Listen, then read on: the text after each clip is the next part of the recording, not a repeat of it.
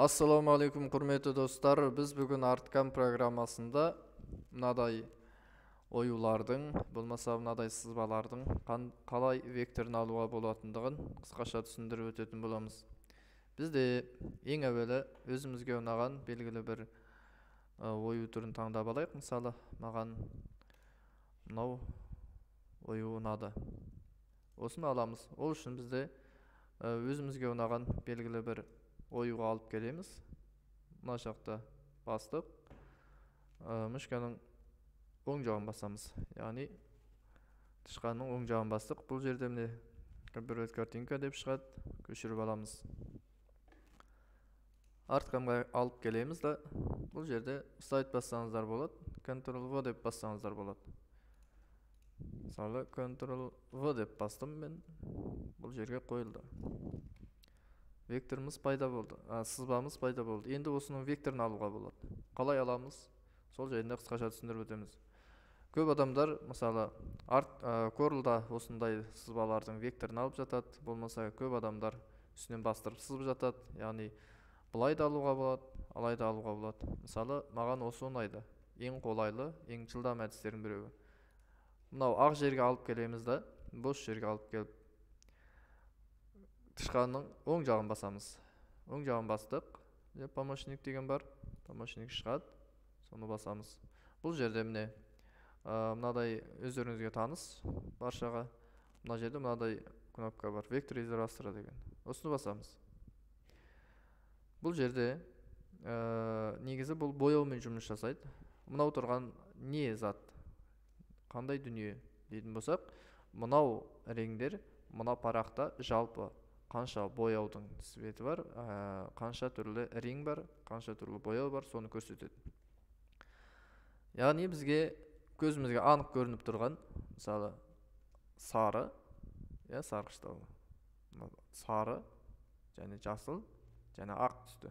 Осы төрт несін қалдырамыз. Ол үшін біз мынаны басамыз. Бізге қайсысы бояу керек? Мысалы, маған айтам, біреу, екеу, үшеу, төртеу. Төрт түрлі ақ, жасыл, сарғыштау және сары бар. Осы төрт түрлі рең қалдырамыз. Міне, төртеу қалдырдық. Бұл жерде сіздер қайсысының векторын алғыңыз келеді? Мысалы, мен мына сарыныкін алғым келсе, сарыны бастым бұл жерде. Жасылдыкін алсам, жасылды басам. Сосын создать векторды басам. Міне, осындай вектор алуға болады. Және де бізде мынадай зат бар. Мынау дегеніміз, мысалы, бұл сан қаншалықты кішірейген сайын, кішкентай нүктелерге дейін сізге вектор алады. Яғни бұл сізге тиімсіз болуы мүмкін. Мысалы, сондықтан біз 50 деп қояйық. Қараңыздар, айырмашылық. Бұл жерде мынадай бар, бағана 2 болғанда. Міне мына жердегі жазудың векторын алған. Енді 50 деп қойдық, көреміз қазір. Міне, 50 дегенде мына жердегі сызбаның, жазудың векторын алған жоқ. Түсінікті сіздерге? Ол үшін бізде мысалы 1 деп басайық. Өздеріңіз көрсеңіздер болады, қайталап қандай өзгерістер болатындығын. Міне, әдемі алынды вектор. Енді бұны біз бірден жібере аламыз. Яғни траектория түрінде біз жұмыс жасата аламыз. Мысалы, мен мынаны бастық. Осыған мысалы кез келген бір жіберейін. Мысалы, осының үшін ою керек болды делік. Тереңдігі 2 мм дейін. Инструмент бізде 3 мм болсын. Кез келген настройка қоя берейік бізде. Мысалы 16 деп қояйық. Есептетуге жібереміз. Міне, жұмыс жасапты. Енді тура осы оюды, тура осындай векторды Corel'да да алсаңыздар болады. Мысалы, Corel'да қалай алуға болады? Corel'да бағанағы өзімізге ұнаған белгілі бір сызба, тура осыны алып келейік. Көшіріп аламыз. Сосын мына жерге келеміз. Бассақ, Ctrl-V, бұны вставить етеміз. Қойдық. Енді осының векторын алайық. Мысалы, бір кнопкамен алуға болады. Мысалы, бастық. Векторы дайын. алынды. Және басқа, мысалы, жоғары сапамен алайық. Жоғары качествомен алдық. Мысалы, мынадай дедік. Енді қараңыздар, мынадай сызықтар пайда болды. Және былай да алуға болады. Мысалы, параметрлерін ауыстырып көріңіздер өздеріңіз. Мысалы, міне. Мына жерге 25 деп жазайын мен. 25 жазылды. Осының векторын аламыз. Міне. Вектор алынды. Сіздерге 3 түрлі вектордың алу жолын көрсеттік. Мына жерде міне көрдіңіздер, мынадай функция бұда да бар. Мына жерде мына жазуды алды, мына жерде жазу жоқ, мына жерде де жоқ. Яғни осы үшеуін алып барып біз траектория, яғни жұмыс жасатып көреміз. Ол үшін бізде экспорт басамыз, экспорттап аламыз. Экспорттап алдық. Бұл жерге curl деп басайық, мысалы.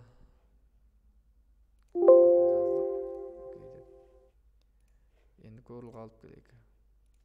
Curlға алып келеміз. Мысалы, мына бояуды қалай, мысалы, мына картинканы сіз өшіре алмайсыз бұлай. Мысалы, delete бассаңыз да өшпейді. Бұны қалай кетіруге болады? Ол үшін бізде, мысалы, проектіге кіреміз. Проекті.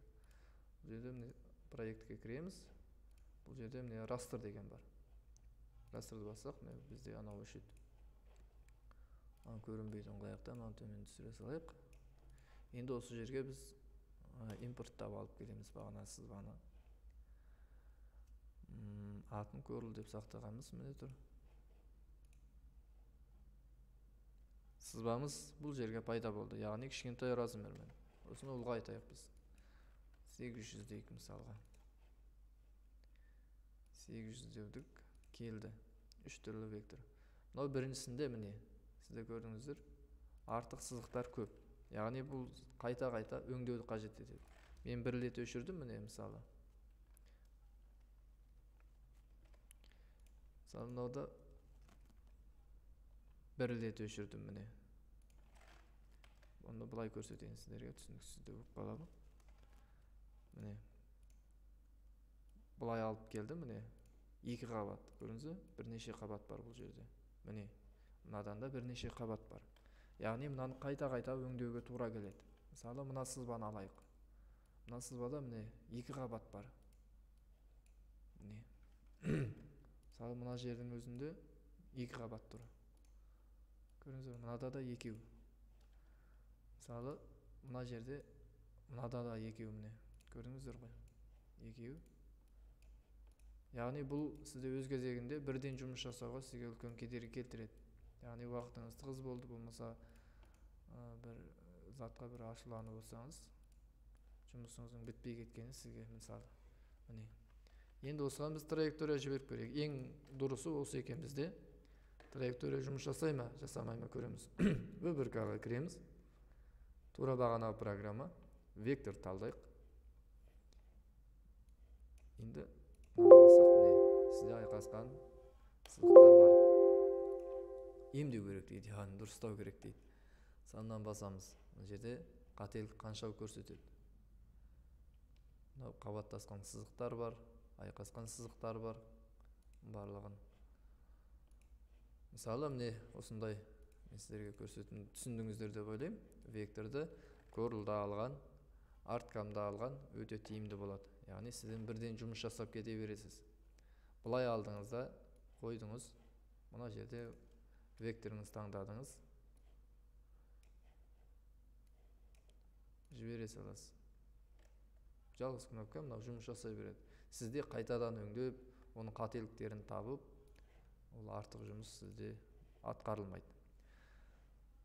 Сосын мынадай зат бар. Сізді тағы да түсіндіре кетейін. Curlмен істегенде. Міне. Енді осының ішінде біз бағана айттым ба? Мына жерде маған мынау түрлі сары түсті реңнің векторын алу керек болды мысалға. Ол үшін мен бұл жердегі мысалы мынау тұрған соның бояуы осыны басамыз. Егер мынаны алғым келсе, мен мынаны басам. Иисусын басаңыз мына жерде міне бізде векторды алып берді. Көрдіңіздер ғой, мысалы бірнеше векторды алып берді, міне ұсақ түйегімен қосып, яғни қабаттасқан пайда болған сызықтармен қосып. Ол үшін бізде мысалы мынаны бағана сияқты 20 деп қойсақ, міне тек қана осының өзін ғана алады. Басқа вектор алған жоқ. Жалпы түсінікті ғой сіздерге. Іске сәт, бұйырса Алла істеріңізге берекет берсін, білімдеріңізді молынан қылсын. Назар қойып көргендеріңізге рахмет.